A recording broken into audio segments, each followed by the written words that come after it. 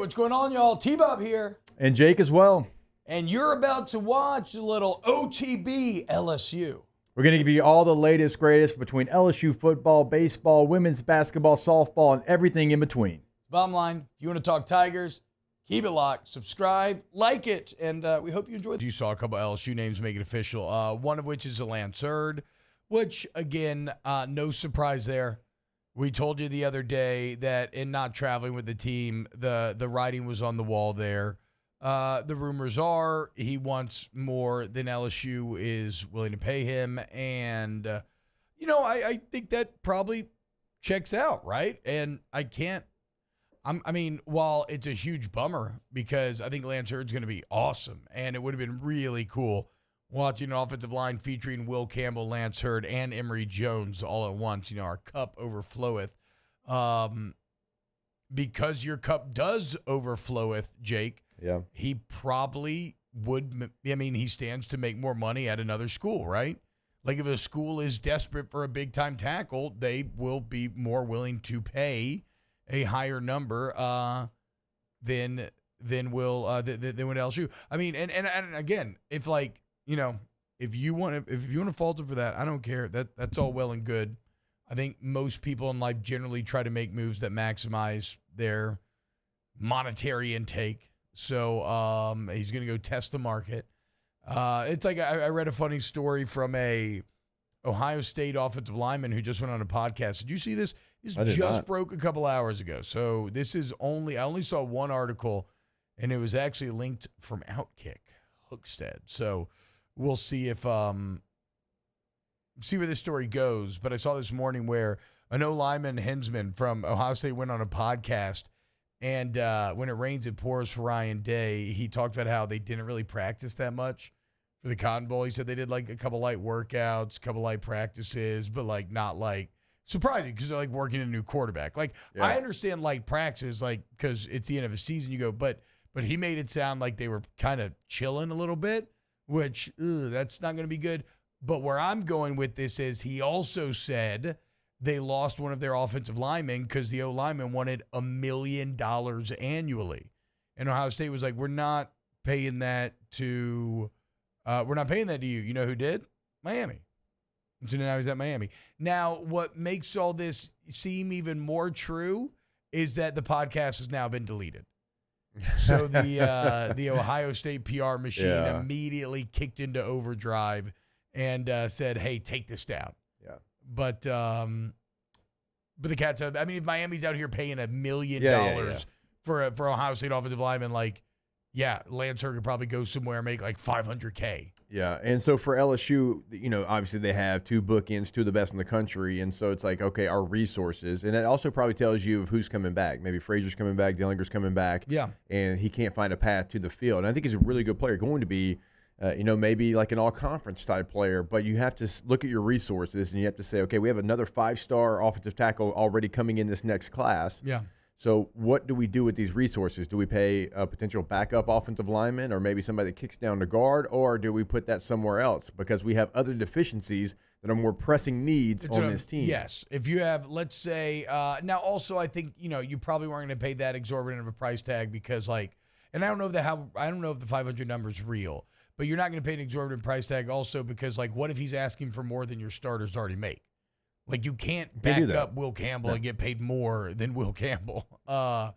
And to Jake's point, if you have, let's just say, $300K to spend, do you want to pay an O-lineman or do you want to go pay a cornerback? Yeah. Or a safety? Or both. Or a linebacker. Or, just split the number again and then see if you could just add multiple bodies to the mix. It is wild, though, what you're talking about with the $1 million from Ohio State, and a lot of people are like, well, now this is professional football. That's not even professional football, because with professional football, I've got a contract. I can't just go say, hey, you know what, Tampa Bay Buccaneers, I've been playing really, really good here for the Chargers. What are you offering? Okay, because here with the Chargers, I'm making league minimum. Would you like to pay me a little bit more than that? I can't do that. It's against the rules, right? I have a contract. Love it. So Brian Burgess says, "Is the sky falling over here as much as on other shows?" I don't know about how any other people are reacting to this news. I didn't really lose any sleep over the Lance Heard news beyond like, oh, it's a bummer, But like whatever, it is what it is. Like I see that that Jaylen Brown, the 5-star receiver, enters the transfer portal, the 23 5-star, and it's like, oh, okay, it's a bummer. Now, do you know why? Because this O-line's already incredible, and I trust the guys they return, and I trust Brad Davis's evaluation. If Brad Davis thought Lance Heard was worth breaking the bank for, they would have broken the bank for him. Do you know why? I don't care if Jaylen Brown leaves, because I trust Cortez Hankton and his ability to get the most out of his receiver. Look at how that receiver room has gone up, and look at how Georgia's has gone down since Cortez Hankton made that switch. And if Jaylen Brown is leaving, it's because he's too far down on this depth chart, and or it's a similar situation where he can make more elsewhere. And LSU's saying that, look, in our valuation, we don't deem him worthy of that. So, like, if you're upset about Jaylen Brown especially, now you saw Lance Heard, so you really saw the potential flash. I understand. But if you're upset about Jaylen Brown, you're just upset about your stargazing. Yeah. Like, you're just upset about his high school evaluation, which not to say he won't be a good player, but it's how I talked about with Malachi Nelson out of USC. If there's one thing I trust Lincoln Riley with, it's evaluating quarterbacks. And if he's saying that Malachi Nelson isn't even going to start over Miller Moss, and then Malachi Nelson leaves, if I'm a USC fan, I'm like, that sucks, because, I was really excited for him and I put a lot into thinking about him, but he probably, when he showed up on campus for whatever reason, was not as good as they thought he was going to be. And also, it's just the reality situation. Like, yeah, you're going to lose guys, but guess what? You're going to get guys. And even beyond that, why was college football so awesome this year? Because everybody can fill these holes and lose guys, and power spreads out, and you can now have a quarterback or a left tackle instead of going to battle with nothing. So I think this is all going to lead to a golden age of college football, though there is the gold rush element that we've talked about with the players, Jake, where it probably is going to get tightened up and they're going to lose some of the freedom that they have now. It needs to be tightened up a little bit. The schedule definitely needs to change in the short term, if nothing else. And I don't know that the schedule can, because of the academic portion of it, because now, and we're talking about the schedule, we're talking about where the portal is, where the initial high school signing period is, because for the portal, well, those players want to enroll in classes. They want to be there for spring practice. Same thing now for high school football players. They want to be here in January. They want to go through the fourth quarter program and spring practice. And so if you move the calendar back, well, they don't have that ability. And so I'm not sure that will go away. And because it is in vogue now to get here in January, like 75% of your class, and that number might be low, wants to be here early. They want to be a part of spring practice. And so I don't know what you can do with the calendar. You got to help the coaches a little bit. I got some buddies that coach for Texas.